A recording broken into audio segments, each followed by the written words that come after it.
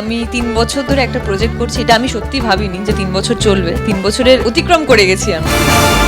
তো আরো কতদিন চলবে আমরা জানি না, কিন্তু হ্যাঁ অবশ্যই আমরা তো খুশি। শারীরিকভাবে একটা প্রতিবন্ধকতা তৈরি হয়েছে, সেটা সূর্যর ক্যারেক্টারে কিছু একটা হয়েছিল নিশ্চয়ই লিপের আগে, সেটা আমরা নিশ্চয়ই গল্পে জানবো। মেয়ের থেকে দূরত্ব তৈরি হয়েছে, রূপা আমাদের সঙ্গে নিয়ে ও আলাদা রয়েছে।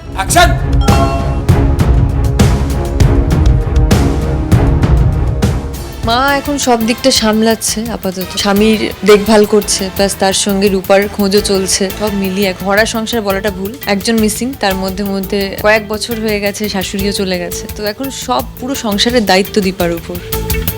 সবে তো সিন শুরু করলাম, আজকে ফার্স্ট সিনের শট দিয়ে এলাম আমি সোনার সাথে। আমি এখন কত শর্ট দিই, আমি তো এখন শর্টও দিইনি, প্রোমো করেছি, হয়ে যাবে, তারপরে হ্যাঁ ডেফিনেটলি হয়ে যাবে, প্রোমো করেছি। অনুরাগের ছোঁয়া পেয়েছি, আর ডেফিনেটলি এটা আমার কাছে অনেক বড় একটা অপরচুনিটি।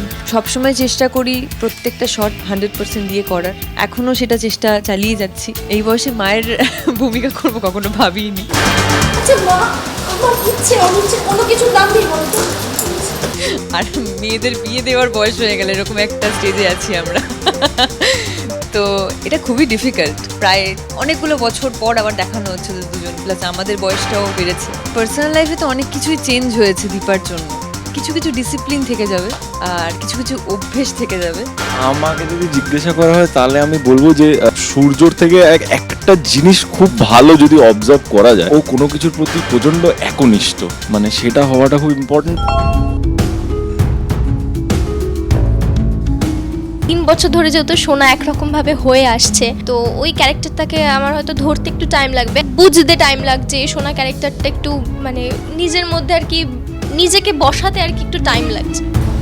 বাবা যেন আমাদের সাথে থেকেও নেই, এমন ভাবে এসব চলতে পারবো। তো আই হোপ আমি পারবো আর তোমাদের সবার মন জয় করে নেব।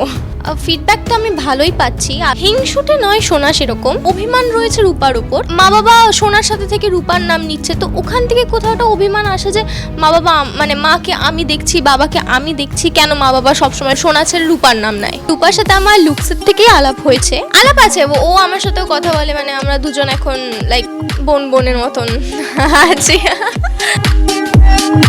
অন স্ক্রিন তো আমি এখনো বলতে পারছি না কিরকম সম্পর্ক হবে, কিন্তু অফ স্ক্রিন আমাদের আরো স্ট্রং হবে।